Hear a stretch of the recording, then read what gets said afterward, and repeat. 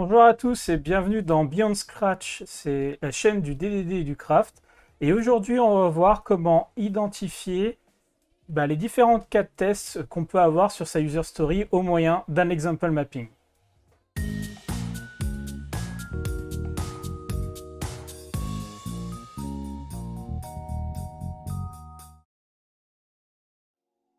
Hello!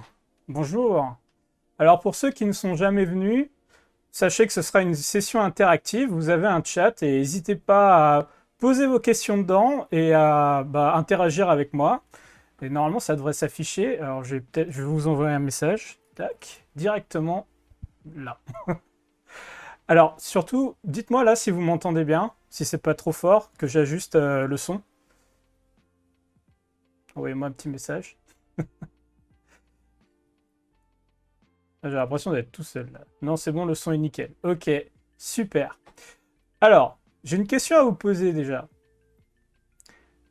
Lorsque vous avez une user story à développer, est-ce que vous n'avez pas quelques galères généralement à savoir jusqu'où vous devez la coder, quoi?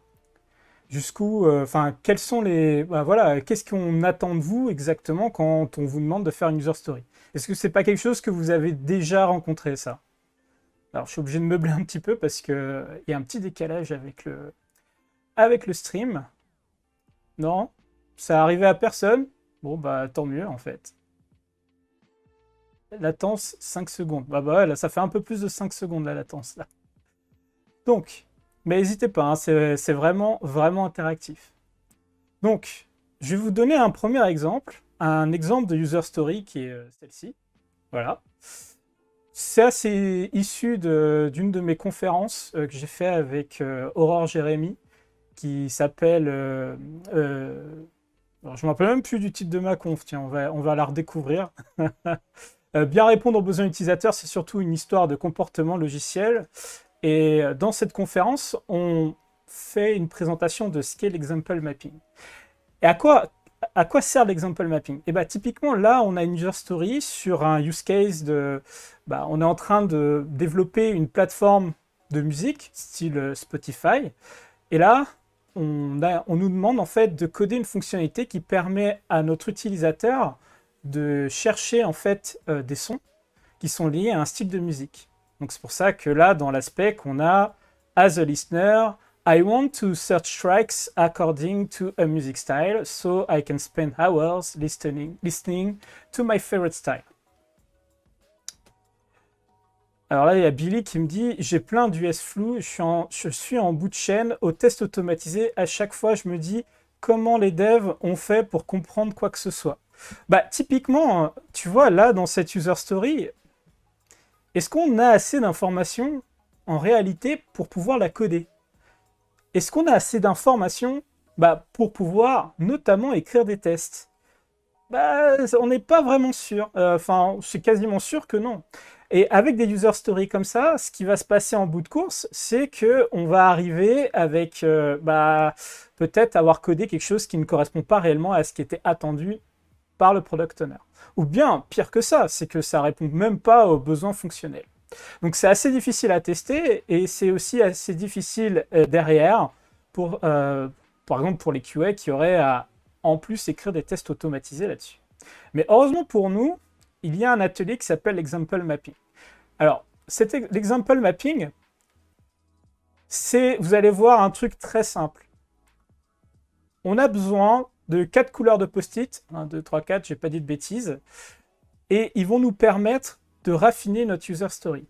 Alors, petit disclaimer, pour pouvoir faire ça, vous allez avoir besoin de vous réunir avec les gens du métier qui connaissent la fonctionnalité et l'équipe de développement, et aussi vos PO et autres intermédiaires qui interviendraient vis-à-vis du métier si ce n'est pas le PO qui représente le métier chez vous directement. Ça dépend vraiment des structures. Et bien sûr, les QA et autres rôles qui vont être dans la mise en œuvre de cette user story.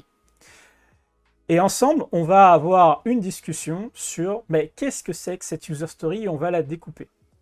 Là, vous avez par exemple deux éléments aussi dont je n'ai pas encore parlé, qui sont les business rules et les exemples. Les business rules, ça va être vraiment toutes les règles métiers qui vont s'appliquer et qu'on va devoir coder dans cette user story, implémenter dans cette user story. Et les exemples, ça va être un petit peu des instantiations d'use case qui vont nous permettre de bien comprendre ce qui se passe. Et ça va avoir un rôle tout particulier lors de la session parce que les exemples, en plus de chercher la compréhension, eh bien, vont favoriser en fait le dialogue. Alors, je vais juste tout de suite aller regarder s'il n'y a pas des questions. Alors, Bruno, il nous parle d'exemples concrets. C'est exactement ce dont on va parler aujourd'hui. Et l'avantage des Storyflow, c'est que tu codes ce que tu veux. Ouais, effectivement.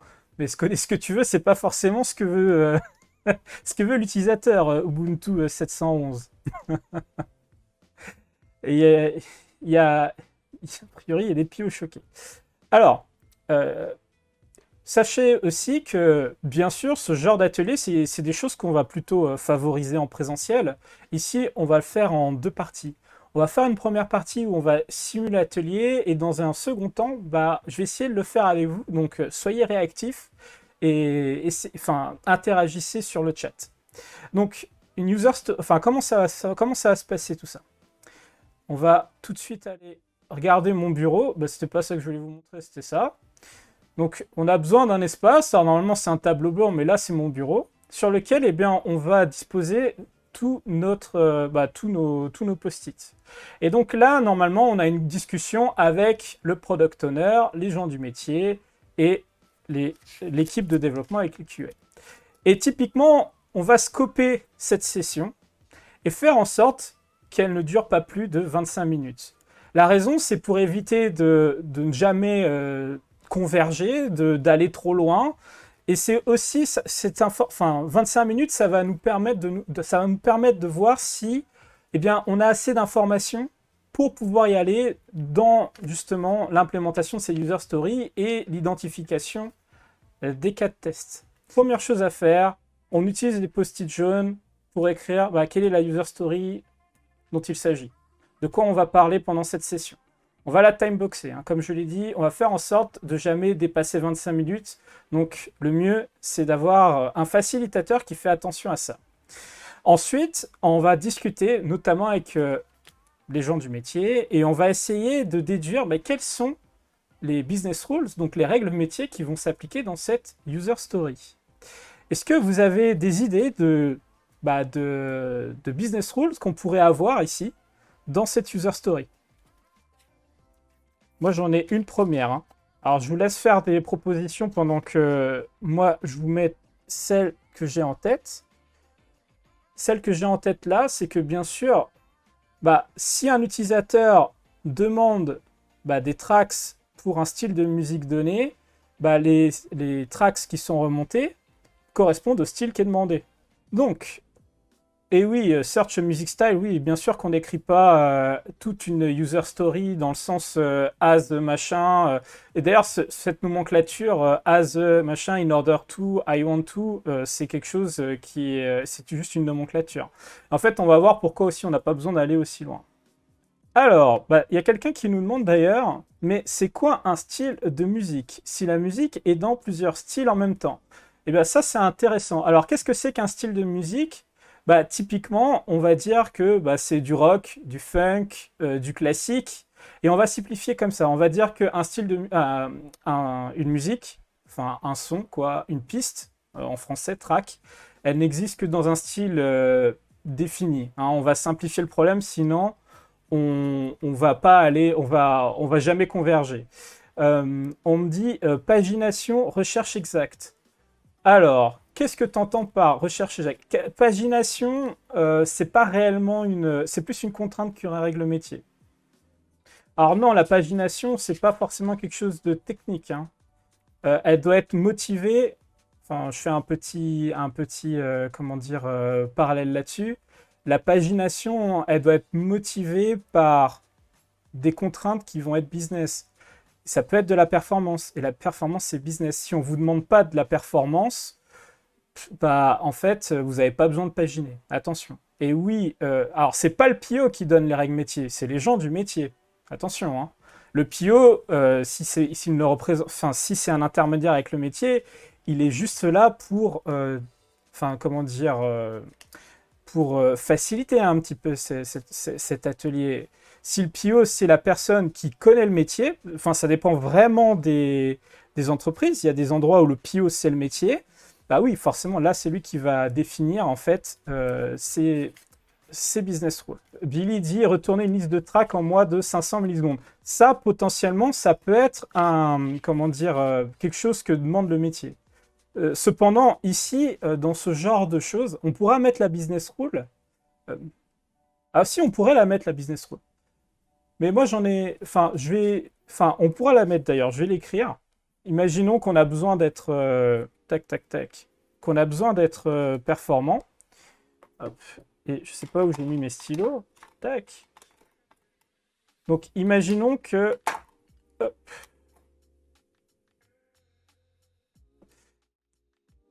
On va écrire une nouvelle business rule. C'est the tracks must be returned in 500 millisecondes. Imaginons imaginons que ça, c'est vraiment une demande du métier. Imaginons qu'on a ce critère de performance. Bah, on va mettre cette business rule ici au même niveau que les autres. Et puis, on va aller ensuite donner des exemples de cas qui se passent dans chacune de ces business rules. Alors, je ne vais pas aller plus loin là dans la définition des business rules, mais parce que il y en a certaines qui vont émerger. Mais là, on va se limiter à ça. Donc, admettons qu'on veuille maintenant expliciter ce qui se passe dans chacune de ces business rules. Bah là, on va utiliser des exemples. On va utiliser un exemple qui va nous permettre de savoir, mais qu'est-ce que ça veut dire de retourner des pistes qui correspondent à un style de musique donné. Et là, alors j'ai du mal à prononcer ton pseudo, TLOAP. À quel niveau de détail on va pour le style de musique? Comme je l'ai dit, on va se limiter vraiment au premier niveau. Hein, on va dire là, funk, classique, etc. Et là, pour illustrer ce premier cas de figure, je vais par exemple utiliser des exemples concrets. Je vais utiliser par exemple ici, je vais dire que j'ai une bibliothèque de musique sur laquelle s'appuie en fait toute mon application, donc sur un ticket vert, et je vais expliciter ce que j'ai dedans. Là, imaginons que j'ai la 9e de Beethoven, qui est de style classique, et Uprising de Muse, qui est de style rock. Quand l'utilisateur cherche le style funk, là, en fait, qu'est-ce qui se passe? Dans notre bibliothèque de musique, en admettant que c'est la cardinalité et qu'on n'a que ça dans notre bibliothèque, eh bien, on n'a rien de funk. Donc là, il va falloir qu'on retourne un message à notre utilisateur en lui disant « Attention, là, on est désolé, on n'est pas capable de te proposer des pistes funk. » Vous voyez? Et c'est très important d'être explicite. C'est-à-dire que on ne va pas s'amuser à écrire des exemples qui vont être juste du paraphrasage de la business rule. Ce qui va être important aussi, c'est de diviser vos exemples en 3 parties. En gros, ce qui est toujours important de faire, c'est ici de positionner un contexte. Le contexte, ça va permettre de comprendre l'état de votre système. Quel est l'état? Je vous rappelle ici, dans le contexte, qu'est-ce que j'ai? J'ai l'état de ma bibliothèque musicale, dans laquelle j'avais la 9e de Beethoven et Uprising de Muse. Ensuite, on va définir quelle est l'action de l'utilisateur. Donc là, l'action. Et l'action, bien sûr, elle va être instanciée sur, là, on a Search Funk. Donc, on a l'action de l'utilisateur et ici, par exemple, les paramètres, c'est-à-dire qu'il cherche du funk. Et à la fin, là, eh bien, on va donner les effets attendus. Donc, les expected effects. Et grâce à ça, en fait, là, vous savez exactement ce qui est censé se passer lorsqu'un utilisateur recherche du funk, alors qu'il n'y en a pas dans la bibliothèque. Et là, avec tout ça, vous avez défini ce qu'on appelle un comportement. Et un comportement qui va être instancié sur un exemple concret. Vous voyez?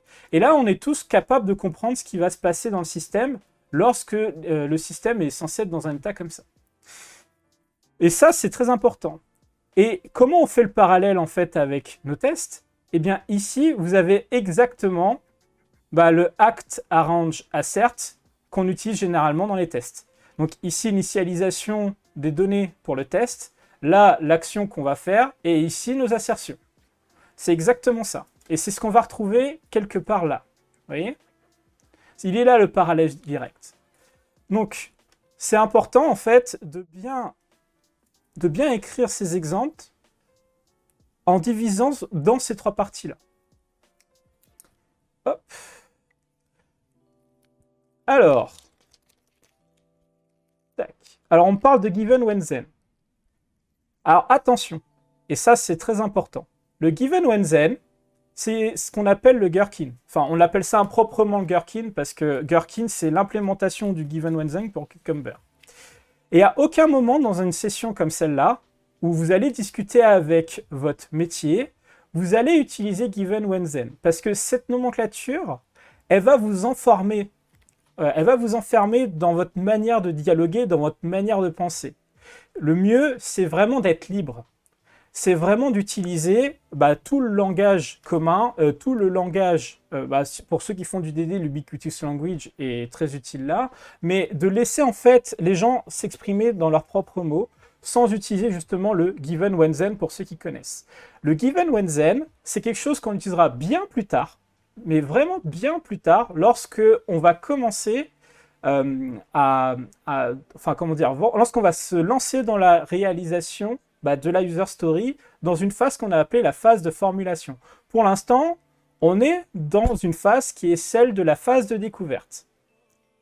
Et c'est très important qu'on puisse avoir un espace où on a la liberté en fait d'écrire ce qu'on veut, de la manière dont on veut, sur ces exemples. Mais encore une fois, et ça c'est une bonne pratique, ce qui est important, c'est à chaque fois de donner un contexte initial, l'action utilisateur bien la caractériser, et ensuite, donner l'état attendu à la fin. Donc, l'expected effect. Je vais vous donner un autre exemple, qui va être là dans le cas nominal. Ici. Tac. Donc, admettons qu'on a là, maintenant, la 9e de Beethoven. On a September d'Earth, Fire qui est du funk. On a I Feel Good de James Brown qui est du funk. Et Uprising de Muse qui est du rock. Quand notre utilisateur demande pour du funk, ce qu'il va récupérer, c'est September et I Feel Good. Donc, ce qui est très important, c'est ici, ce qu'on a démontré, c'est qu'il y a une forme de filtrage qui est liée au style. Bon, ça, c'était un peu évident. Là aussi, ce qu'on est en train de spécifier, c'est les cas d'erreur.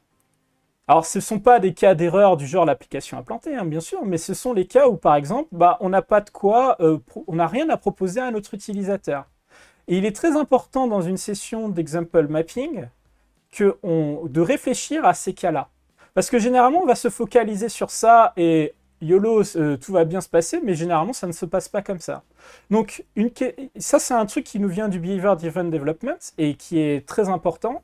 C'est toujours se poser la question de qu'est-ce qui peut mal se passer?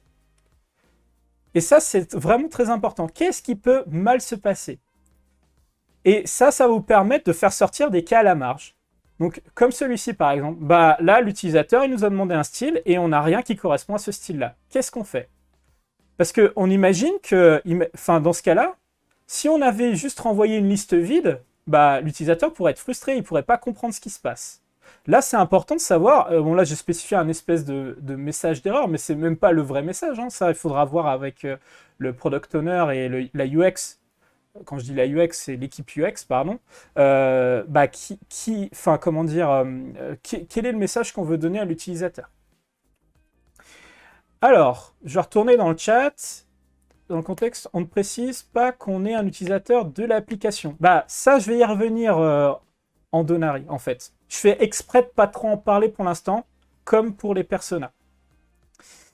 Alors, est-ce que j'ai un autre use case à vous présenter? En fait, ce qui va se passer potentiellement lors de la discussion, et t'en parles un petit peu depuis tout à l'heure en Donary, c'est que bah, on peut avoir différents types d'utilisateurs.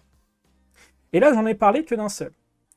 Et si vous le savez, notamment là en Donary, tu peux me dire, bah oui, mais est-ce qu'on n'a pas plusieurs types d'utilisateurs? Je comprends pas trop. Enfin, est-ce que c'est le cas ou pas? Bah, on va utiliser là, pour poser ta question, bah, un post-it d'une couleur spéciale qui est le rouge. Hein, tac. Et là, bah, pour essentiellement. Alors, je le fais en français ou je le fais en anglais? Alors, do we have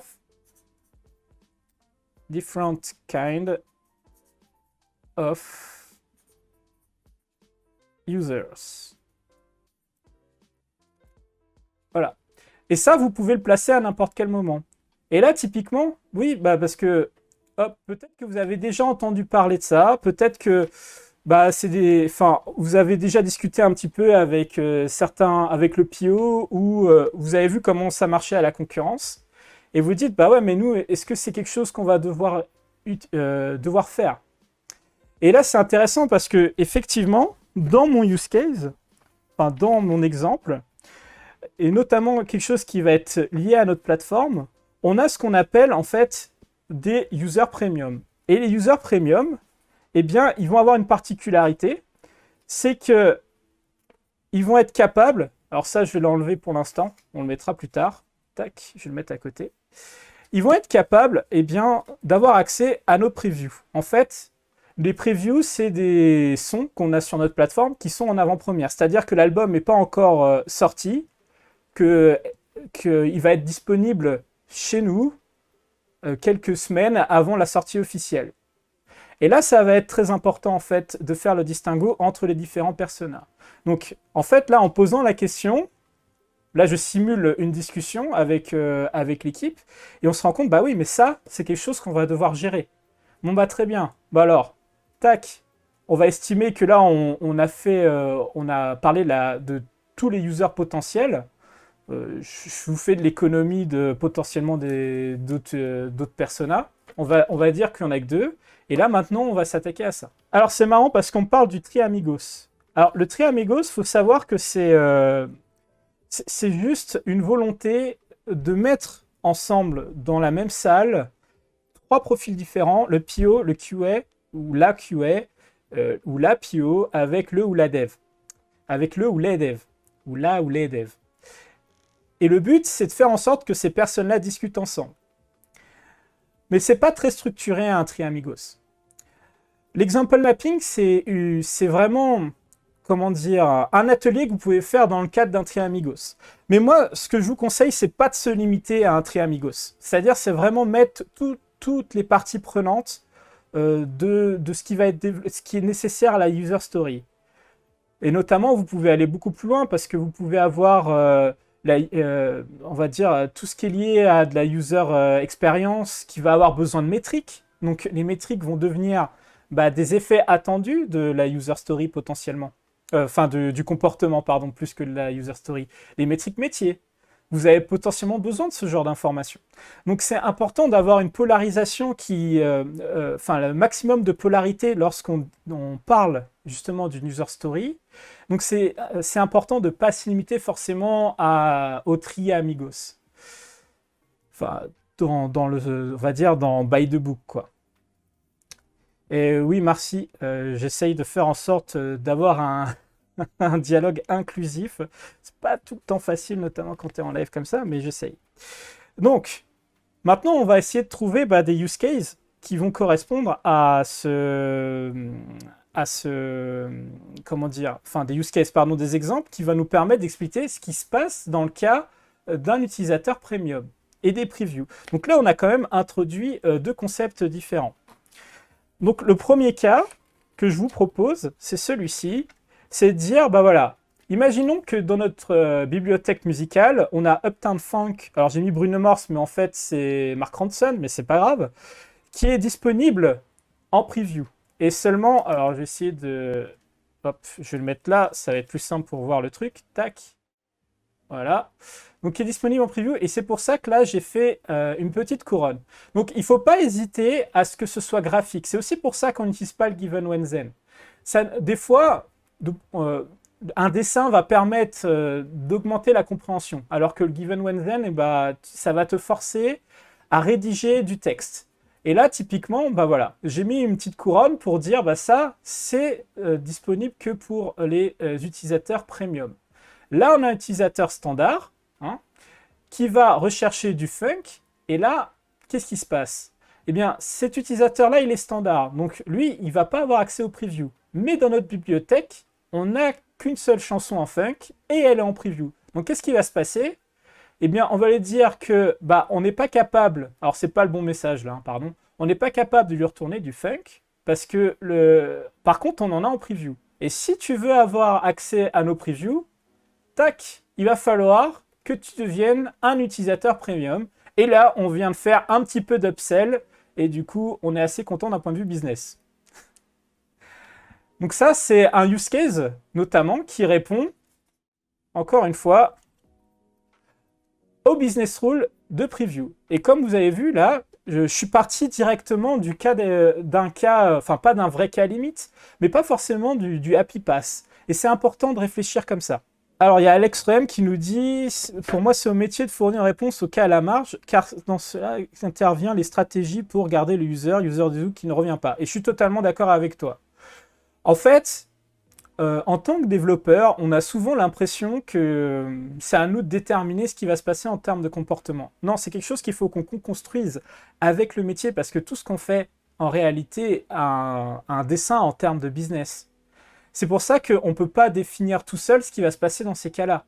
Et c'est important parce que là, le Go Premium là, que j'ai écrit, il ne faut pas que ce soit juste l'équipe de développement qui a décidé ça, hein. Il faut que ce soit quelque chose qui est concerté avec les gens du métier. Un autre exemple. Là, on va faire le cas où on va garder notre utilisateur standard. Attendez, je vais repasser sur l'autre caméra. Hop là. On va garder notre utilisateur standard, mais cette fois-ci, dans notre bibliothèque musicale, on va avoir Uptown Funk de Mark Ronson, même si j'ai marqué Bruno Mars qui est toujours en preview, et September d'Earth, Wind & Fire. Et là, l'utilisateur standard, quand il va demander du funk, eh bien, on va devoir filtrer et ne pas lui retourner les previews. Et là, on va lui mettre September. Donc ça semble complètement obvious. Mais qu'est-ce qu'on pourrait rajouter ici? Parce que tout à l'heure, si vous vous rappelez, quand il n'y avait que des previews sur le style qui était demandé, on mettait ce petit message, devient premium pour avoir les previews. C'est quelque chose qu'on pourrait se poser comme question, mais est-ce que dans ce cas-là,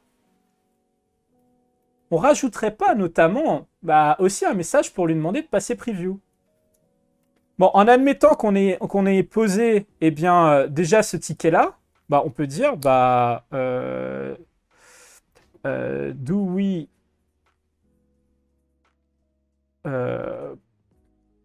propose, suggest peut-être, parce que propose c'est pas une demande en mariage déjà.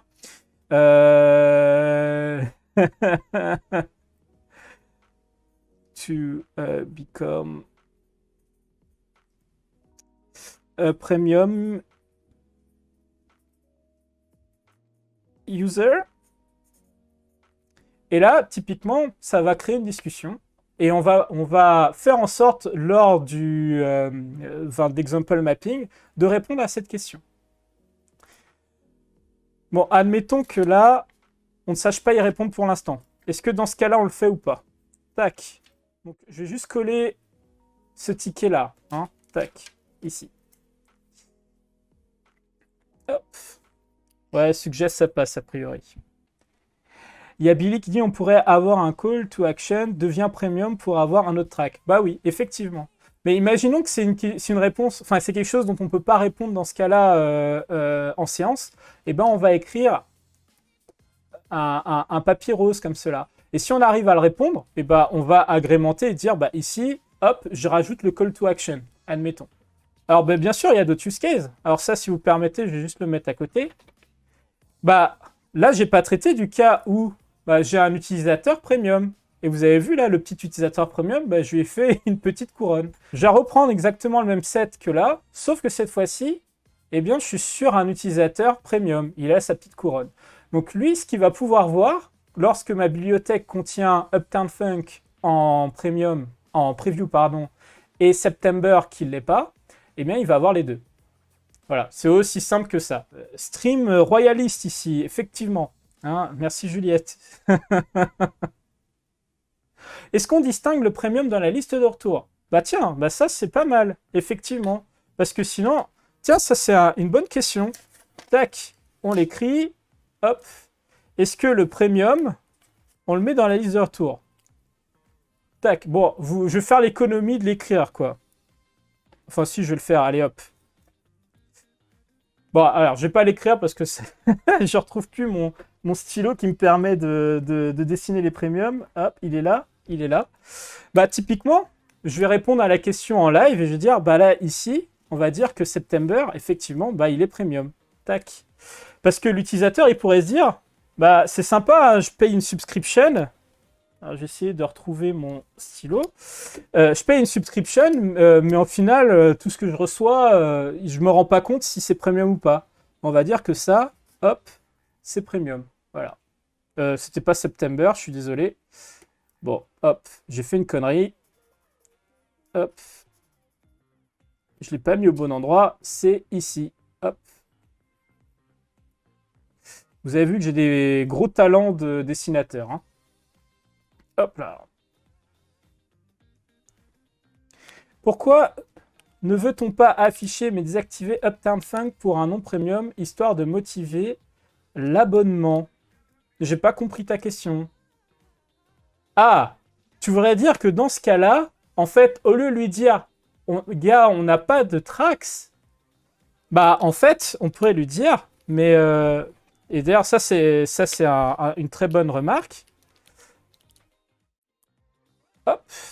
On peut dire, bah, lorsque l'utilisateur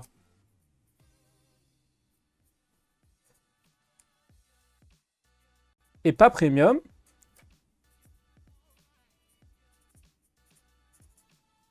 pourquoi on masque les previews?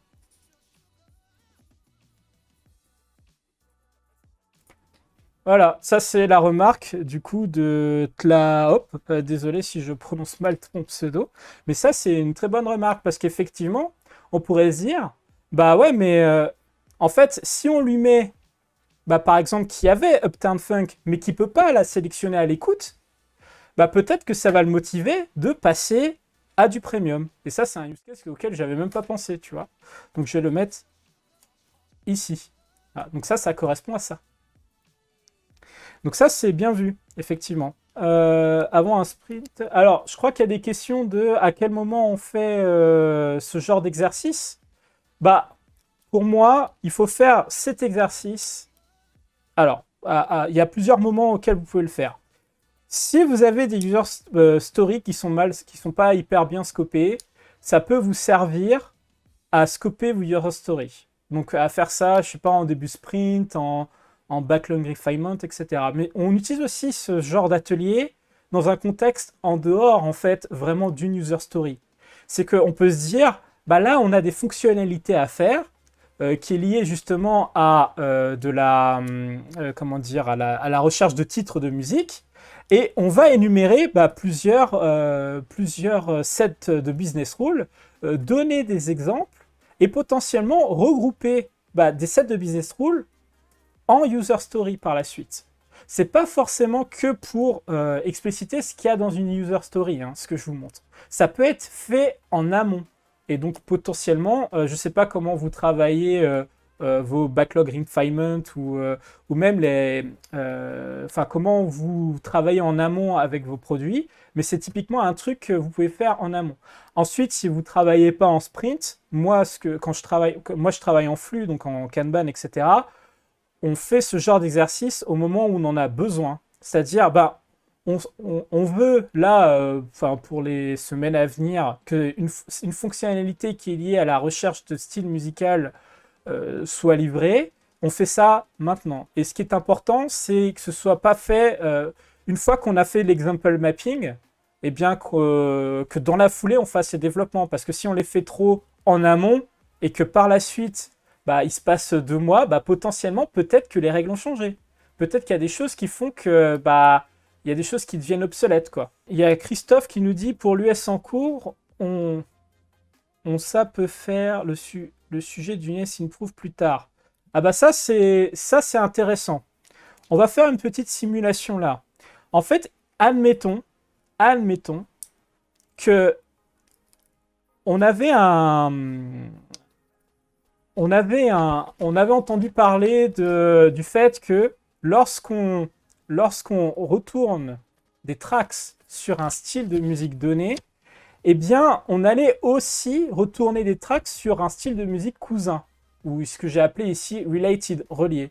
Par exemple, on pourrait se dire un truc, tu vois, je vais enlever cette business rule là, je vais en mettre une autre.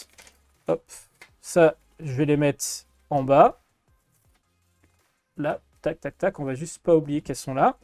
Et je vais rajouter cette business rule là. Hop. Cette business rule là, qu'est-ce qu'elle me dit? Elle me dit que les tracks retournés doivent correspondre aussi à un style de musique qui est lié au style demandé. Et là, vous allez me dire, ah, bah peut-être que vous ne comprenez pas. Bah tant mieux si vous ne comprenez pas, je vais vous donner un exemple. Mon exemple, il est ici. Tac. Donc, qu'est-ce qu'il y a dans mon exemple? Bah admettons qu'on ait la 9e de Beethoven qui est de style classique. Et on est September en funk et I Will Survive de Gloria Gaynor en disco. Et admettons qu'on considère que le disco et le funk sont des styles qui sont proches, qui sont reliés. Eh bien, lorsque l'utilisateur demande du funk, eh bien, on va lui retourner dans ce cas-là September qui est du funk et I Will Survive qui est disco. Pourtant, disco, ce n'est pas du funk. C'est parce que dans notre business rule, on a dit que on allait aussi retourner bien, les styles de musique qui sont reliés. Voilà. Et c'est typiquement quelque chose qui peut émerger lors de l'atelier. Et là, vous avez vu, c'était quelque chose... Bon, j'avais fait exprès de ne pas le mettre, hein, parce que je simule le fait qu'on découvre des rules au fur et à mesure de la discussion.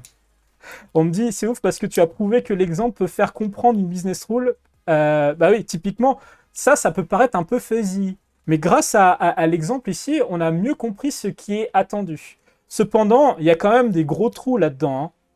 Parce que justement, ce que dit Andonari, et c'est cool parce que vous êtes en train d'anticiper le reste, c'est, alors, c'est bien beau tout ça, mais comment on fait pour savoir qu'un style de musique est relié à un autre? Parce que, est-ce que disco et funk, déjà, c'est évident ou c'est pas évident? Est-ce que qu'est-ce qui est d'autre lié au funk? Le rap? Ouais, mais est-ce que le funk c'est lié à du jazz? Ok. Et puis si le jazz c'est lié au funk, est-ce que le jazz c'est lié à une certaine forme de, je sais pas, du ragtime et pour en monter comme ça devient compliqué en fait. Effectivement, c'est une question qui est totalement légitime.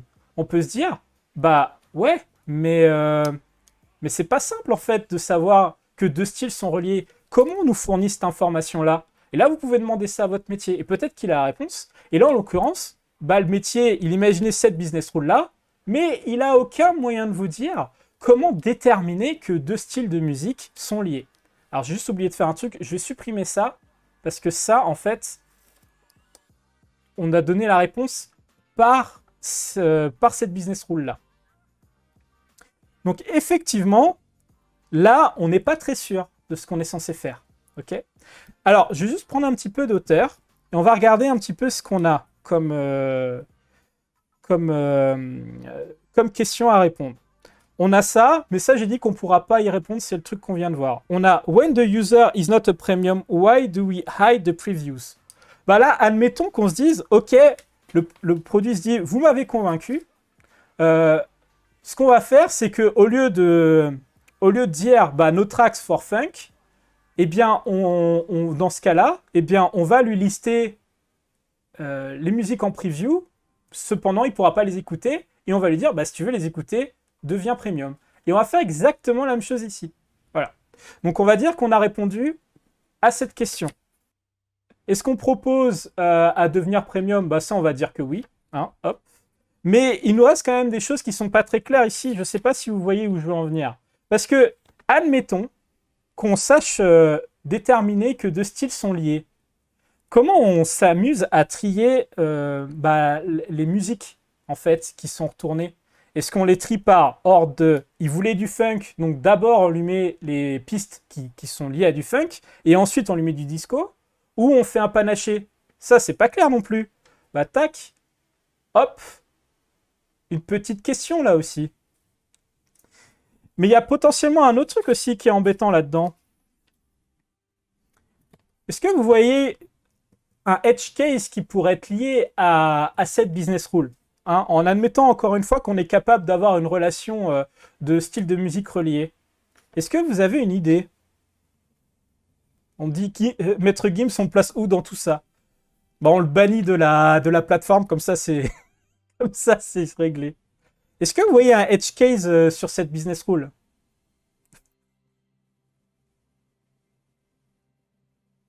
Non? Exactement, Thomas. Exactement. En fait, c'est ça. Qu'est-ce qui se passe lorsque l'utilisateur vous demande du funk, mais il n'y a que du disco? Est-ce que dans ce cas-là, bah, on va lui retourner que du disco? Alors que c'est pas ce qu'il a demandé, hein. Lui, il a demandé du funk. Et là, on entre en conflit avec, eh bien, un petit peu cet exemple-là. C'est ici, dans cette business rule, on dit qu'on retourne des sons qui correspondent à ce qu'il a demandé. Et là, on va retourner des sons qui ne correspondent pas à ce qu'il a demandé forcément, dans certains cas. Mais qu'est-ce qui se passe dans le cas où, bah, là, j'enlève Earth, Wind and Fire. Donc, j'ai plus de funk, il me demande du funk, mais j'ai du disco. Disco est lié au funk. Est-ce que je mets à Will Survive où je lui dis, ah bah, il n'y a pas de tracks pour le funk, désolé. Ça, c'est pas clair. Et bah, tac, on va rajouter, hop, eh bien, une nouvelle question. Alors, c'est cool parce qu'il y a quelqu'un qui me dit une rapide recherche de Google me fournit une page Wikipédia qui illustre des méthodologies d'identification pour les styles de musique. Ok, donc tu es en train de me répondre potentiellement à ça. C'est cool. Et il y a plein de use cases, hein. On est en train de m'en donner note. Et si le funk est que premium, etc., qu'est-ce qui se passe? Et ce qui est intéressant justement dans un atelier d'example mapping, c'est que comme vous allez essayer de localiser les questions dans les business rules ou liées aux exemples sur lesquels vous avez en fait, des questions en cours, là, qu'est-ce qu'on est en train de voir? On est en train de voir que cette business rule-là, elle n'est pas claire du tout, en fait. Il y a plein de questions en suspens. Il y en avait d'autres qu'on avait posées de manière dynamique et hop, elles ont disparu. Hop, bah tant mieux parce qu'on a pu répondre en séance. Mais ici, là, ça, on ne sait pas comment faire. Donc, ce qui va se passer, on va discuter à la fin de la session, au bout de 25 minutes, est-ce qu'on est confiant dans le développement de cette user story? Donc, on va faire un vote de confiance. Donc, on va voter un petit peu à la romaine, du genre oui, non, voilà. Et si on se rend compte que il y a une grande majorité de non et que c'est pas assez clair, on va pas se lancer dans le développement de la user story. Et par contre, un non ne veut pas forcément dire qu'on va disqualifier le user story, en fait. Il y a des choses auxquelles on peut discuter. Là, typiquement, ce qu'on peut se dire, c'est, OK, cette business rule-là est pas claire. On le voit typiquement là visuellement, hein, ça c'est du management visuel aussi, parce qu'on a plein de questions ici.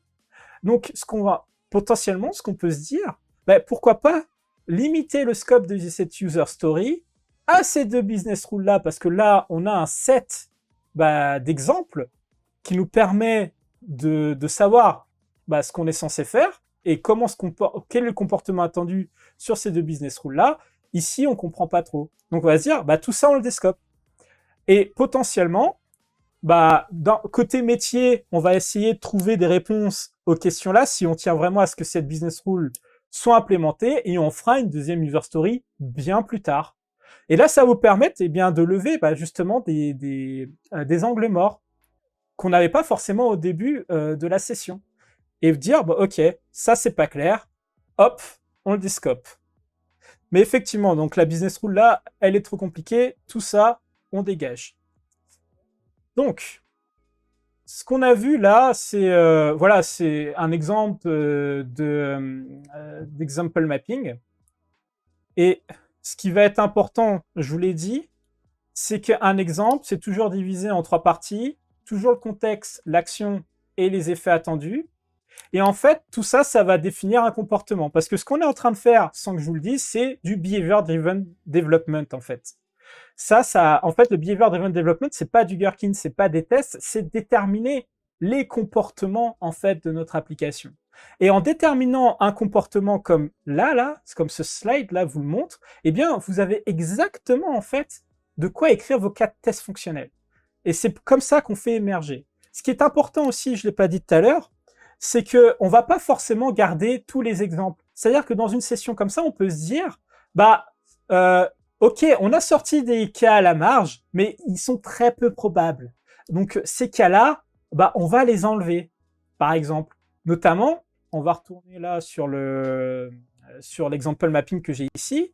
Le cas où, celui-là, par exemple, en admettant que, en fait, on a quand même une bibliothèque qui est vachement fournie pour que ça arrive, sachant que c'est même pas un free text, ça. Hein.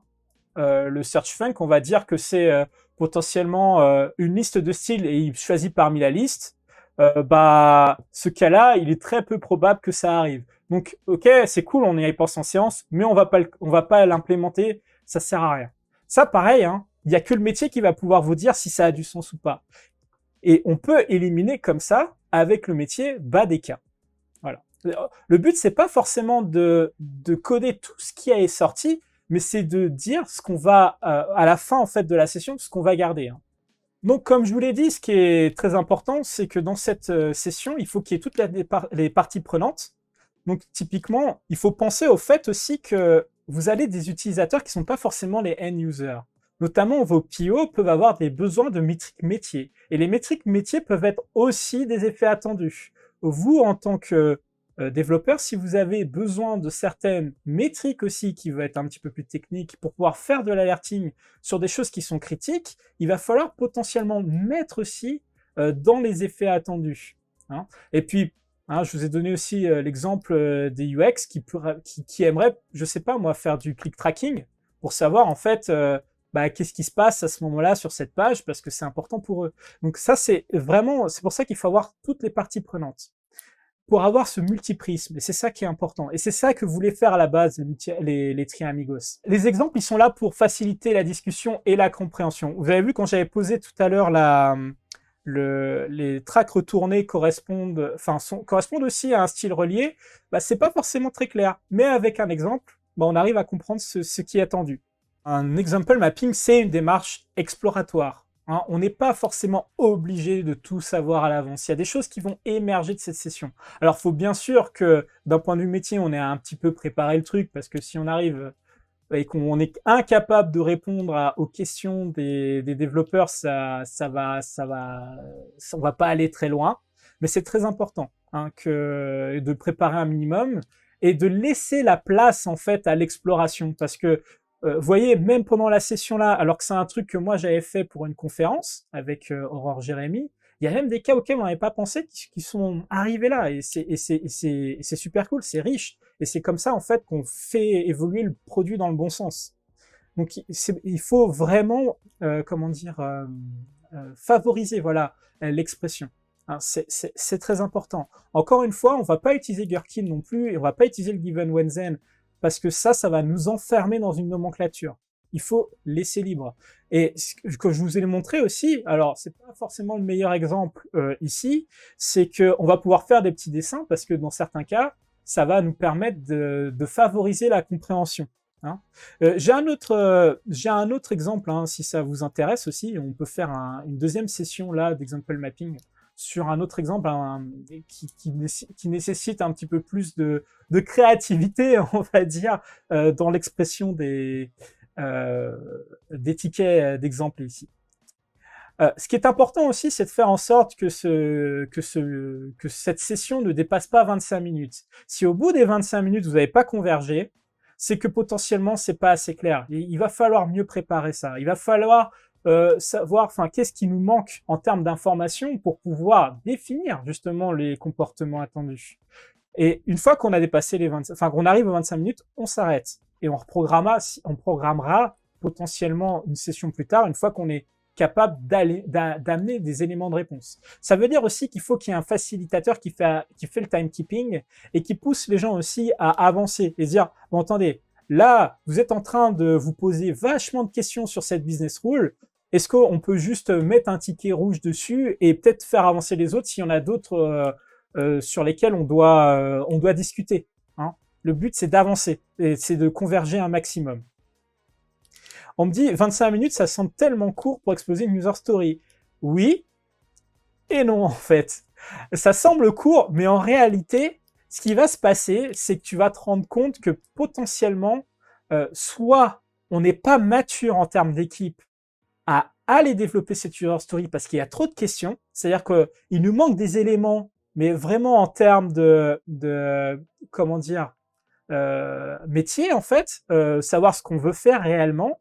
Et des fois, on a peut-être des user stories qui sont beaucoup trop grosses. Quand vous commencez à avoir, je sais pas, beaucoup trop de business rules et que ça commence à s'étaler, potentiellement, peut-être que vous avez une user story trop grosse. Et de même, si vous avez dans des business rules beaucoup trop d'exemples, peut-être que si votre business rule est beaucoup trop grosse et qu'il va falloir la splitter. Et c'est vraiment, enfin, ça a l'air vraiment court, 25 minutes, mais d'expérience, ça permet vraiment d'être efficace. Dans le sens où ça permet d'éviter de passer des heures à discuter et de jamais converger. Et ça permet aussi de s'assurer qu'on va pas trop empiéter de temps sur le temps de développement. Et ça va forcer aussi à préparer un minimum, en fait, ce genre d'atelier. Est-ce que j'avais d'autres choses sur ce use case à vous présenter? Hop. Alors, j'en ai parlé un tout petit peu. Enfin, le but, c'est de découper en fait nos user stories en scénarios. Hein, c'était les tickets verts. Ce sont en exemple. Mais les exemples, c'est ce qu'on appelle aussi des scénarios. Et ce qu'on veut faire, et ce qui est important, c'est d'utiliser ce qu'on appelle le langage ubiquitaire. Ça nous vient du domain driven design. Qu'est-ce que le langage ubiquitaire? C'est le fait qu'on va faire en sorte que d'un point de vue entre les équipes tech et le métier, on va parler le même langage. On va utiliser les mêmes mots pour définir la même chose. C'est-à-dire que si vous devez parler de Paris, vous allez dire Paris, vous n'allez pas dire la capitale ou Paname, parce que en fait, derrière ces mots-là, en fait, on peut avoir la sensation que c'est des choses différentes, parce que vous n'utilisez pas les mêmes termes pour parler de la même chose. Enfin, vous n'utilisez pas les mêmes termes pour parler de la même chose. Donc, vous pouvez créer beaucoup de charge mentale. Donc, c'est un peu ça le but de l'ubiquitous language, donc le langage ubiquitaire, c'est de se mettre d'accord sur des mots de vocabulaire qui peuvent émerger notamment d'un example mapping. Hein. Ici, bon, moi, je voulais un petit peu imposer parce que j'ai music style, j'ai premium, preview et tracks, mais je dis tracks et je dis pas song.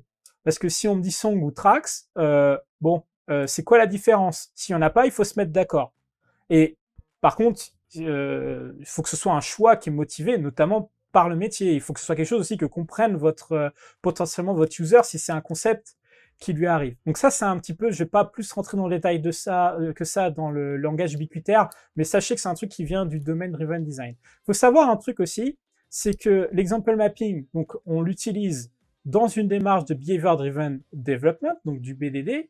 Le BDD, ça a été créé par Dan North alors c'est sûr que c'est après 2003, mais je ne sais plus quand exactement, parce que on avait du mal quand on faisait du TDD, donc du Test Driven Development, à savoir jusqu'où aller et quoi tester, et c'était pas très clair. Et en fait, Danor s'est dit que c'était potentiellement pas très utile ce concept de test en fait pour les développeurs, parce qu'on sait pas trop ce que ça veut dire. Et vaut mieux parler de comportement. Et il s'est demandé, ok, c'est cool, mais comment je définis un comportement? Il va me falloir un moyen, en fait, pour dialoguer avec, justement, mes experts métiers, hein, pour que je puisse définir le comportement, pour que je sache ce que je vais coder derrière. Et il s'appuie, justement, enfin, quand on lit l'article qu'il a écrit sur comment il est venu au BDD, eh bien, il parle justement du langage ubiquitaire et c'est quelque chose qu'il avait découvert dans le bouquin de Eric Evans en 2003, le Blue Book sur le Domain Driven Design. Donc c'est important en fait ça, hein, de se mettre d'accord sur les termes et parler le même langage que le métier. Et un truc important aussi, c'est un peu croppé là malheureusement avec mon setup, mais ça sert à rien de définir tous les scénarios possibles d'un coup. Hein. Ça sert à rien d'être dans l'ultra, comment ça s'appelle, exhaustif. En fait, ce qu'il faut faire, c'est ce qu'on est sur le point de développer. Par exemple, cette histoire de business rule sur le, comment ça s'appelle, les styles reliés. En admettant qu'on nous dise, bah ouais, mais ok, en fait, dans 2 mois, on aura un service qui nous permettra de savoir que si 2 styles sont reliés. Bah, ça sert à rien de le faire maintenant, ça. Si c'est dans 2 mois qu'on aura la composante qui nous permet de savoir si 2 styles sont reliés, il faut pas le faire maintenant, même si vous savez que ça va arriver. Parce qu'encore une fois, bah, y a les choses vont changer en 2 mois. Donc surtout, ne faites pas trop d'upfront. C'est très important. Après, je peux vous montrer aussi ce qui va se passer par la suite. Là, on va sortir vraiment de l'example mapping. On va arriver dans les phases qu'on appelle les phases de formulation. C'est-à-dire que on prend nos tickets verts là, donc par exemple celui-là, et on va faire en sorte qu'il devienne une forme de spec en fait pour notre logiciel. Et on va même aller plus loin parce que on va, attends, ça je vais le dire après, mais on va faire en sorte que cette spec est exécutable. Voilà. Ah, mais comment on fait pour que cette spec soit exécutable? Bah, on va transformer nos exemples en quelque chose qui va être consommé par notre logiciel. Donc, vous vous rappelez, je vous ai dit qu'il y a un exemple, c'est divisé en 3 parties, contexte, action et effet attendu. Et c'est là où potentiellement on va utiliser ce qu'on appelle le given when then. Le given when then, c'est une nomenclature qui est utilisée dans les outils qui vous permettent de faire de la formalisation, type Cucumber, Biat. Mais vous n'êtes pas obligé d'utiliser ça. Hein.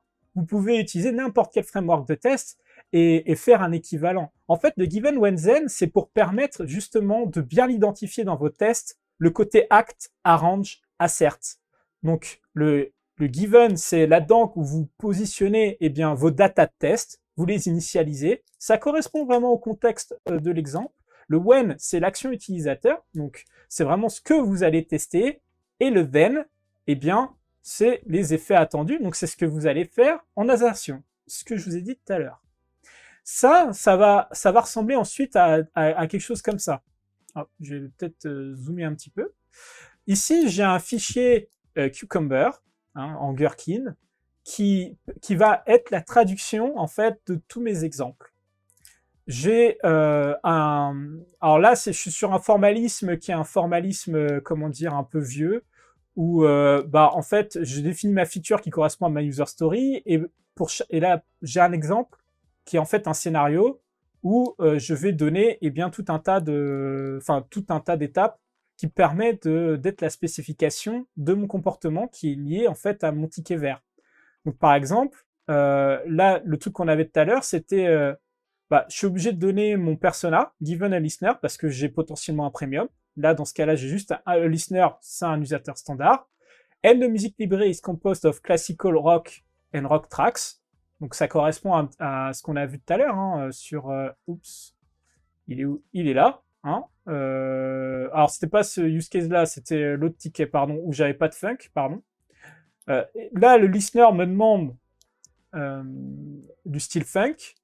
Alors, il est notifié du fait qu'on n'a rien à lui proposer en funk. Ça va être vraiment la formulation. Ça va être un fichier qu'on va écrire et qu'on va mettre dans notre repository. Le but de ça, c'est que ça permet ensuite à n'importe qui de comprendre quels sont les comportements attendus du logiciel. Mais ça, derrière, eh bien, ça va nous permettre d'exécuter des tests automatisés. C'est-à-dire que sur chacune des étapes, là, ça va être bindé à du code. Et le code, en fait, va exécuter chacune des étapes et va constituer un test.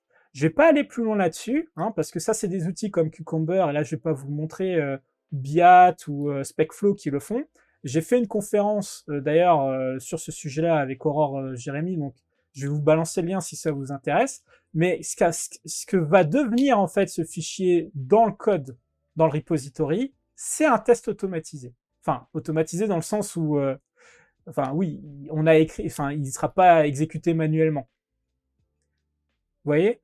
Et il y a un truc aussi, pour ceux qui connaissent déjà ça et qui connaissent Cucumber, sachez que dans les dernières versions de Cucumber, on est passé à un Gherkin 6, qui est un nouveau formalisme qui permet d'être aligné totalement avec un example mapping. C'est-à-dire que maintenant, on a les rules. Donc, par exemple, je peux dire, bah, j'ai ma rule de return track must correspond to the music style. Donc, c'est exactement ce qu'on avait vu sur mon bureau tout à l'heure. Et on peut dire example maintenant, qui est exactement la même chose que les scénarios qu'on avait à l'époque. Donc, ça veut dire qu'en plus, maintenant, on est capable de grouper nos scénarios, donc nos exemples, par business rule, ce qui n'était pas le cas aussi avant. Et là, en fait, ces trucs-là, c'est exactement l'image de ce qu'on avait pendant l'example mapping. Une fois qu'on a rédigé ça, le but, c'est de le faire relire, et faire relire par les gens du métier. Et là, il y a un petit truc que je vais insister là-dessus. Ce n'est pas les PO qui rédigent ce genre de fichier. Ce n'est pas les PO qui utilisent le given when then. Ce sont les développeurs ou les QA. Mais ce ne sont pas les PO. Il y a plein de raisons pour cela. C'est déjà un formalisme qui nous aide derrière à écrire des tests. Donc le but, c'est d'écrire des tests. Et potentiellement, ce sont des étapes qui vont être réutilisables. C'est-à-dire que vous voyez que j'ai plusieurs fois mon given a listener. Et peut-être que j'ai déjà des étapes équivalentes. Et ça, en fait, c'est pas le PO qui va aller regarder dans le code pour savoir quelles sont les étapes qui existent, en fait. Ça, c'est à nous de le faire. Et ça, encore une fois, ça a été inventé pour les développeurs, par les développeurs, pour les développeurs. C'est une autre manière, en fait, d'écrire des tests fonctionnels automatisés. Derrière, les frameworks qui vont parser ce fichier-là et exécuter du code que vous allez écrire pour implémenter chacune des étapes. Et pour pouvoir utiliser cette librairie de building blocks de test, en fait, de chacune des étapes, il n'y a que vous, en fait, qui est capable de le faire. Ce n'est pas le métier, ce n'est pas au métier de le faire. On me dit, je suis tellement content d'entendre ça. Bah oui, mais j'insiste, ce n'est pas au PO de le faire. Parce qu'en plus, vous allez le fatiguer. Le ou la PO, vous allez le ou la fatiguer. C'est pas vraiment son métier. Ça, c'est vraiment pour faire du code derrière. C'est pas fait pour faire de la spec en vrai, de la pure spec en fait. Hein. Voilà, voilà, voilà. Donc, moi, je vous ai montré à peu près tout ce que je voulais montrer sur ce sujet-là. Ce qu'on peut faire, si vous êtes... Alors, je vais pas aller trop dans la partie formulation. Je vais vous filer quand même des pointeurs qui sont, à mon avis, utiles. Si j'arrive à retrouver ma souris, elle est là. Hop. Le premier, c'est la conférence que j'ai faite sur le Behavior Driven Development, qui explique ça dans le détail. Donc, je vais vous balancer ça dans le chat. Tac. Le deuxième pointeur, ça va être une conférence qui va un petit peu plus dans le détail de l'example mapping, qui a été donnée par Clément Eliou à MixIT cette année. Hop. Merci les cookies. Et elle est vraiment bien faite, hein, cette conférence. Donc vous allez avoir de la redite avec ce qu'on a vu ce soir, mais il va un petit peu plus loin parce qu'il vous explique un petit peu quelques heuristiques qui vous permettent de vous assurer en fait le succès d'un example mapping. Et typiquement un petit peu les pièges qu'il peut y avoir et comment on s'assure de converger. Et je vous invite vraiment à regarder cette conférence, elle est vraiment bien faite. Et je repasserai de toute façon sur Twitter, enfin tous ces liens-là. Donc après, ce qu'on peut faire là, c'est un deuxième example mapping si vous le voulez, un tout petit. Je sais pas s'il y a des gens qui sont chauds pour ça, sur un autre use case. Dites-moi. Chaud? Ok, bah allons-y. Alors, je vais vous remontrer du coup mon bureau. Hop, tac. Donc on va enlever tout ça déjà. Hop. Et cette fois-ci, on va parler de réservation de salles. C'est-à-dire que, admettons que on est dans une entreprise où on n'a pas de système de réservation de salles pour les réunions, et on va implémenter un petit système qui nous permet de le faire. Hop. Donc, la user story, comment on va l'appeler? Chaud, ça m'évite de faire la vaisselle, on me dit. Alors, une idée de comment on va appeler notre user story? Donc, je vous répète, on va faire un système de réservation de salles de meeting. Réserver une salle, ouais, merci. Allez, booking room. Allez, on va la faire en français. Réserver une salle. Ok. Donc ça, je vais la coller tout en haut. C'est ma user story. Est-ce que vous avez un exemple de business rule qu'on pourrait avoir pour cette user story? Ah, on me dit book a 10-seat room. Ça, c'est intéressant. Alors, est-ce que tu peux me donner alors, après, on peut le faire dans l'autre sens, hein. Mais est-ce que vous avez des idées de business rule là qu'on peut appliquer à ce use case là? Qu'est-ce qui est important de vérifier dans ce cas-là?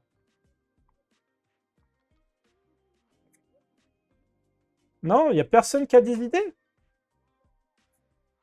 Personne? Pas d'overlap. Récupérer les salles disponibles. C'est ça. Ce que je vais dire par exemple là, c'est que euh, les salles proposées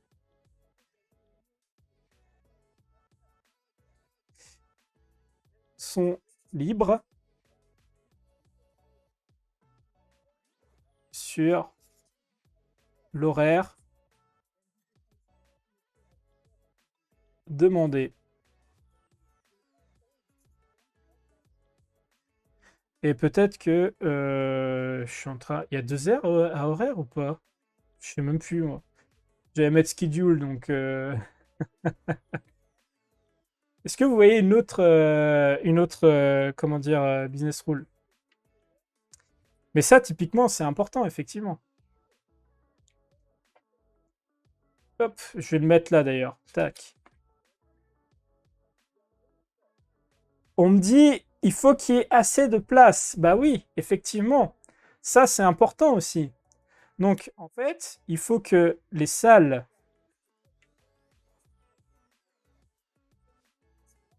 proposées ont assez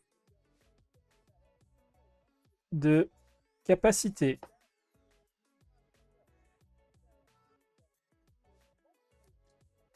Hop.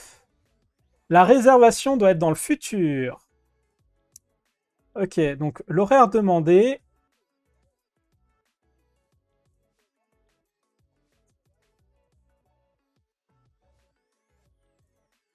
doit être dans le futur. Hop. Les chefs n'ont pas réservé le créneau avant. Pas mal, mais ça, on va pas le faire. Ok. Donc, hop, on va s'arrêter juste là sur les business rules parce que je suis pas sûr qu'on ait le temps d'aller dans le détail de tout, hein. Est-ce qu'il y a un système de crédit pour la salle? Genre, mon cowork, on a ça. Bon, on va dire que là, non, parce qu'en fait, ce sont les salles du bâtiment et on possède le bâtiment, comme ça, il n'y a pas d'histoire de coworking et de crédit. Hop, hop. Donc là, on a nos business rules. Et là, ce qu'on va faire, c'est que on va commencer à. Alors, il y en a plein d'autres, hein, potentiellement. On m'a parlé d'équipements, etc. Donc oui, on va toutes les mettre. Enfin, en réalité, on les mettrait toutes. Là, j'ai pas assez d'espace, hein, sinon il faudrait que je le colle sur mon clavier. Donc on va se limiter à 3. Donc là, ce que je vous propose, c'est de rentrer dans le détail des exemples potentiels. Est-ce que vous avez un exemple à me donner qui correspond à cette business rule-là? Les salles proposées sont libres sur l'horaire demandé. Libre veut dire que c'est pas déjà réservé. Comment on peut donner un petit exemple là-dessus?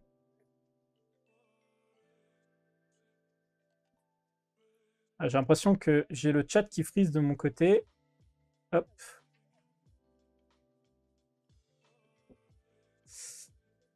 Alors, salle libre de 14... Voilà. Andonari me dit salle libre de 12 à 14 et je demande 12 à 13. Bah ça, c'est intéressant. Et regardez comment on va faire. Et on va faire un petit dessin, hein, comme le dit d'ailleurs Bruno. C'est que là, hop, je vais mettre une timeline. Je vais faire 11h, midi, 13h, 14h. Ok, tac. Voilà. Et on me dit, tac, je demande une salle de 12 à 13. Donc, on va simuler quelques salles. Et je vais utiliser des couleurs pour matérialiser les salles. Admettons que j'ai une salle, la salle noire, en fait, qui est déjà prise entre midi 11h et midi 30 et 13h30. Voilà. Je vais prendre une autre couleur. J'ai une salle bleue. Elle est prise entre 11h30, midi 30, 13h, 14h. Je vais prendre une salle rouge, tac, qui, elle, est prise entre 11h et midi, et de 13h à 14h. Ok. Alors, désolé, hein, je ne suis pas un très grand dessinateur. Ensuite, en admettant que ça, c'est l'exhaustivité de nos salles, bah, lorsque là, l'action utilisateur, c'est l'utilisateur demande une salle entre 12h et 13h. Eh bien, ce qu'on lui propose, c'est la salle rouge. Donc là, en fait, ce que je vous montre, c'est que vous n'êtes pas obligé d'être sur du textuel, en fait. Et grâce à ça, en fait, c'est très visuel. On comprend qu'en fait, ce que veut l'utilisateur, alors j'ai pas assez de couleurs, si j'en ai assez, en fait, c'est ce créneau-là. Donc ici, c'est très facile de savoir laquelle correspond. Hein. Donc ça, c'est des salles. On a une timeline, on a représenté comme ça, et ça nous permet effectivement de visualiser facilement le use case.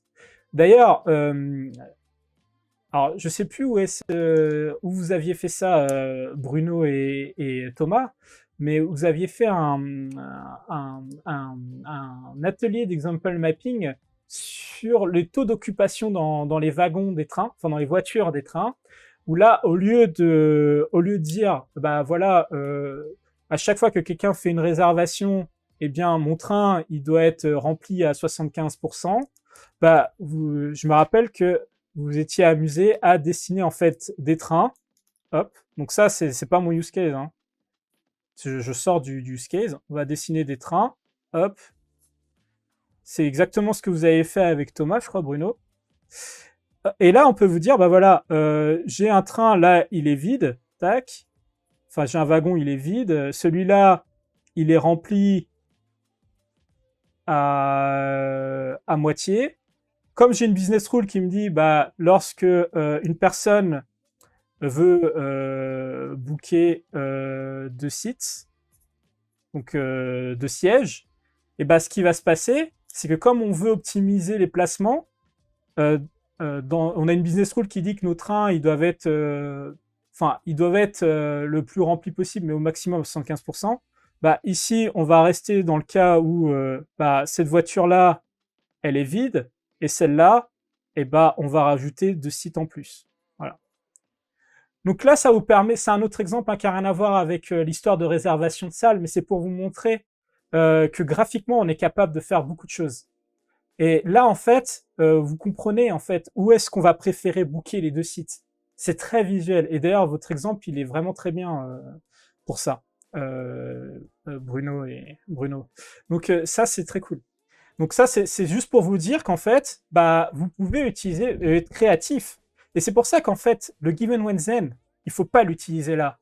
Parce que ici, on voit très visuellement ce qui se passe avec un given when then. Bah, vous allez être tenté à écrire des phrases, quoi. Alors qu'ici, bah, visuellement, on comprend ce qui se passe. Et ça amène de la discussion. Et on va dire, mais pourquoi je l'ai mis là et pourquoi celui-là, on le laisse vide, etc., etc. Bref, ça va vraiment favoriser la discussion. Donc c'est pour ça que dans mon cas ici, tac, si je reviens à mon use case à moi, bah, ça me permet de comprendre exactement pourquoi ici on a la salle rouge. Et oui, il a été repris par Aslak. Donc Aslak, c'est un des lead dev de Cucumber. Donc l'exemple avec les remplissages de trains. Si vous regardez sur le site de Cucumber, il y a un exemple d'example mapping et ils reprennent justement l'exemple de Bruno et de Thomas Pierre. Alors, c'est pour ça qu'il ne faut pas se cantonner au Gherkin. Mais bien sûr que c'est pour ça. Donc si je reviens dans mon use case de réservation de salle, bah, je vais le mettre ici, parce que ça correspond eh bien, à ce use case, enfin, à cette business rule. Après, bah, je peux aller plus loin. Hein. Je peux aller faire quoi? Je peux aller faire le cas où bah, il n'y a aucune salle de disponible. Donc, pareil, je me fais une petite timeline, 11 heures. Bon, là, je vais aller vite parce que, hop, je vais faire le cas où il n'y a rien disponible. Et là, bah, hop, la salle noire, elle est full. La salle bleue, elle est full. La salle rouge, elle est full. Tac. Donc ici, on a le midi et le 13h. Donc, quand on demande une salle pour midi 13h, qu'est-ce qui se passe dans ce cas-là? Ah bah, pas de salle disponible.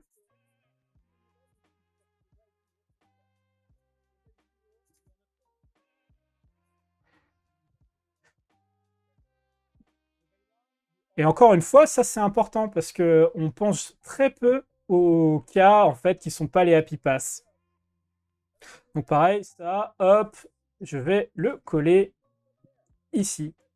Est-ce que vous voyez d'autres exemples qui correspondent à les salles proposées sont libres sur l'horaire demandé? Bah typiquement, ce que je peux faire aussi, c'est que là j'ai mis qu'une seule salle, mais je pourrais en mettre plusieurs en fait des salles. C'est-à-dire que je vais faire exprès de dire, bah là, ici, par exemple, la bleue, je vais la décaler et je vais dire que je propose la rouge et la bleue. Bon, je me fais l'économie d'écrire en fait cet exemple-là. On me dit, on fait quoi à la fin de la séance d'example mapping? On prend en photo? Oui, vous pouvez prendre en photo. Ça va vous aider notamment parce que ce qui va se passer, c'est qu'il va falloir vous souvenir, ou sinon vous embarquez les post-it, hein, les index cards, pardon. Vous allez les embarquer avec vous et gardez-les précieusement pour justement faire la phase de formulation. Et si vous ne pouvez pas, faites une photo. Alors, là, ce que je vous propose, c'est de faire les salles proposées ont assez de capacité. Bah, on va faire un cas simple, c'est-à-dire que, pareil, hein, je me refais une timeline, 11h, 14h, avec mon midi, 13h, tac. Et là, en fait, ce que je vais faire, c'est que cette fois-ci, je vais représenter ma salle, toujours une fois avec, alors, admettons que là, je vais avoir une salle noire. Par contre, eh ben, je peux mettre que 2 personnes dedans. J'ai une salle rouge qui va être disponible sur l'horaire aussi. Tac, tac.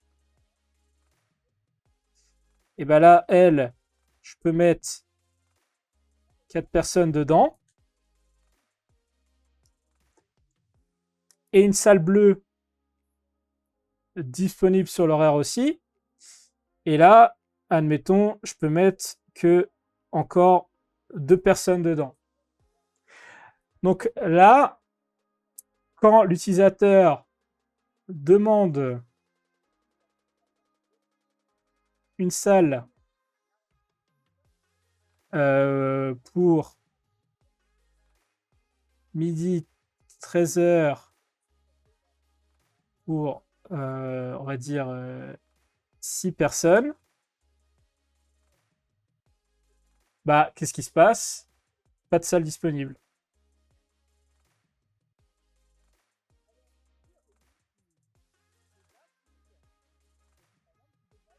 Voilà. Donc là, visuellement, en fait, pareil, ça nous permet de savoir que, enfin, ça nous permet de bien comprendre, en fait, visuellement, pourquoi, dans ce cas-là, on n'a pas de salle dispo. Parce que là, la capacité est supérieure à ce qui est disponible, en fait. On me dit nombre d'utilisateurs strict supérieur à 0. Ça, personnellement, je ne le mettrai pas dans un example mapping. Parce que c'est pas lié, enfin, comment dire, c'est lié à la technique, ça. Le fait est que le langage informatique va vous permettre de donner des entiers qui sont pas des entiers positifs. Alors, je parle des entiers négatifs, là. Le 0, enfin, on peut imaginer, enfin, ça dépend énormément de comment on va le faire par la suite, mais si vous avez une espèce de combo box où vous sélectionnez le nombre de personnes, oui, vous pouvez dire, bah voilà, la liste, elle va de 1 à 6 personnes ou de 1 à 10 personnes. Mais faire les cas à la marge du genre, la personne met -1, ça, c'est plus des choses qu'on va réfléchir peut-être plus côté développement que dans un example mapping, parce que sinon, bah, tu peux t'amuser à faire tous les cas à la marge d'un integer. Pour moi, ce qui est important, c'est les cas à la marge fonctionnelle, plus que les cas à la marge technique. Mais vraiment. Hop. Donc ça, hop, je vais le mettre ici, donc dans le AC de capacité. Je ne comprends pas sur cet exemple, on mélange les deux business, alors que dans le premier exemple, on ne parle que du business des horaires. Bah, alors oui, Christophe, la question c'est, on mélange deux business rules. Eh bien, pas réellement en fait. C'est-à-dire que nos business rules, pour le coup, nous, sont des et en fait.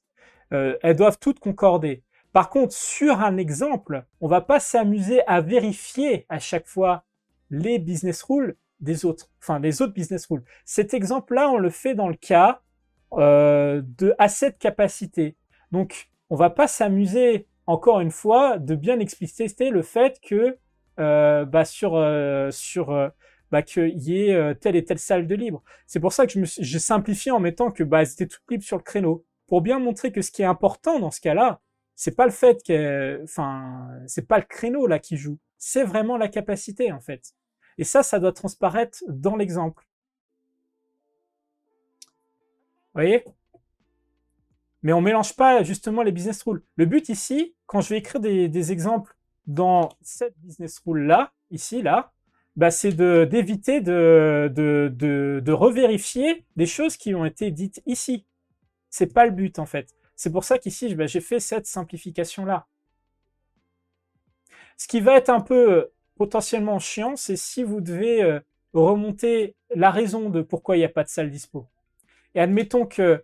Enfin, pas forcément en fait. Hein, parce que ce qui va être prioritaire dans votre manière de faire, c'est de vérifier que la salle n'est pas déjà réservée, et que deux, qu'il y ait assez de capacité.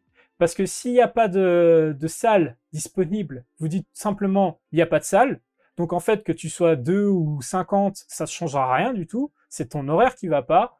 Et là, en fait, ton horaire est bon. Donc c'est pour ça qu'on peut même le garder comme ça. On peut dire pas de salle de dispo pour cette capacité. Alors que là, je peux dire pas de salle de dispo pour cet horaire. Donc là, on a l'information qui nous permet de savoir de changer l'horaire. Si on veut absolument, enfin voilà, si on veut vraiment, si on veut garder notre capacité, alors que là, bah, pas de salle de dispo pour cette capacité, bah, on va donner effectivement l'information de, bah, tu pourrais, si tu es moins nombreux, bah, il n'y a pas de sortie. Alors, il n'y a pas toujours des ordres hein, dans les business rules. Dans ce cas-là, ça matche bien pour le métier. Vous voyez? Mais il n'y a pas forcément de l'ordre. Hein. Mais ce qui est important, c'est à chaque fois d'avoir des exemples qui ne n'illustrent qu'une seule business rule. Parce que sinon, en fait, bah, vous allez juste vous noyer. Alors, on peut encore aller plus loin, mais ce que je voulais montrer dans cet exemple-là, c'était le côté graphique, vous voyez, avec les capacités. Ah, là, j'ai mis des petits bonhommes. Et là, j'ai mis une timeline. C'est exactement ça ce que je voulais vous démontrer aujourd'hui. Enfin, ce que je voulais vous montrer. Donc, on n'est pas forcément obligé là d'aller dans tous les trucs, parce que le but c'était vraiment de faire du visuel. Mais voilà, donc j'espère que vous avez appris quelque chose aujourd'hui. J'espère que vous allez vous... Enfin, ça va vous motiver pour essayer un example mapping. Ce qui est important, c'est vraiment de time bosser à 25 minutes. Ça va être de pas utiliser le Gherkin à ce moment-là pour être totalement libre. Mettez avec vous les experts du domaine, avec toute l'équipe. Alors, vous n'êtes pas obligé de mettre toute l'équipe, mais mettez plusieurs représentants de l'équipe. En tout cas, si vous avez plusieurs profils dans l'équipe, type UX, QA, Dev, il faut que chaque profil soit représenté. Et faites en sorte qu'il y ait une personne qui soit animateur, qui soit facilitateur, pour faire le timekeeping et pour, on va dire, faire en sorte que les débats ne s'éternisent pas. Voilà, donc c'est tout pour moi aujourd'hui. J'espère que ça vous a plu. Vous pouvez venir me poser des questions sur Twitter, sur @JulienTopsu tout collé. Je vais remettre tous les liens là sur Twitter si ça vous intéresse. La vidéo sera disponible ensuite sur YouTube. N'hésitez pas à vous abonner sur la chaîne Twitch et sur la chaîne YouTube. Le seul truc dont j'ai pas parlé, et il faut que j'en parle, j'ai oublié de le dire, je suis vraiment désolé. C'est que en fait, pour réaliser ce live, j'ai utilisé une lampe qui est la lampe de BenQ que tout le monde a reçue quasiment en fait, et je suis là et je la teste. Et je vais juste vous montrer un truc. En fait, ça me permet moi d'avoir un bon éclairage et notamment pour mon atelier. Donc là, j'ai mis un éclairage un peu faible, mais je vais l'augmenter. Tac. Et ce que je trouve génial avec cette lampe que je vais pouvoir vous montrer, c'est que elle a une diffusion de la lumière qui est vachement homogène. Ce qui n'est pas le cas d'une lampe de bureau que j'ai là. Attendez, je vais vous montrer ça. Tac. Hop. La barre là, c'est la BenQ et à côté là, j'ai une lampe Ikea. Et quand j'allume la lampe Ikea, vous allez voir ce que ça fait. C'est un petit peu hardcore. Hop, il y a du flickering carrément. Je vais même éteindre la lampe BenQ là. Tac. Je sais pas si vous voyez la fréquence de rafraîchissement là qui défonce tout. Et ce qu'on peut voir aussi, c'est que j'ai qu'une... Enfin là déjà j'ai de l'ombre, alors que j'avais pas tout à l'heure. Et en plus ici, j'ai une surexposition là en fait, qui est limitée là. Donc si je vous en parle, c'est parce qu'ils m'ont demandé de tester la lampe et je la trouve vraiment pas mal, notamment parce que j'ai envie de faire plusieurs ateliers comme ça, c'est-à-dire des ateliers où je fais des dessins parce que je trouve ça plus cool que Miro en fait, notamment pour l'architecture, etc.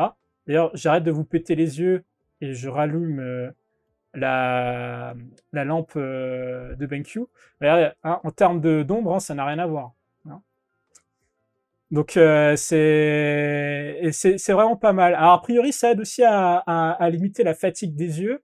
Ça, je vous avoue que j'ai pas trop vu moi personnellement la différence. Donc, je vais juste vous montrer un peu le setup. Mais elle est là, voilà. Donc elle est juste en dessous du... J'ai fait tomber mon autre caméra. Elle est juste en dessous là. Elle fonctionne très bien avec un écran incurvé. Et à côté, là, j'avais ma lampe Ikea LED. Voilà, c'était le seul truc que je voulais finir là-dessus. Voilà, donc c'est le petit moment sponsor. Hein. Désolé pour ça, mais moi, en tout cas, ça m'a pas mal aidé pour la réalisation de cette vidéo. Donc, si ça vous intéresse, hein, vous allez sur benq.com hein, et la screen bar. Voilà. Bon, merci à tous d'avoir suivi cette session. J'espère vous retrouverai très bientôt. Bah, bon appétit et à la prochaine. Salut!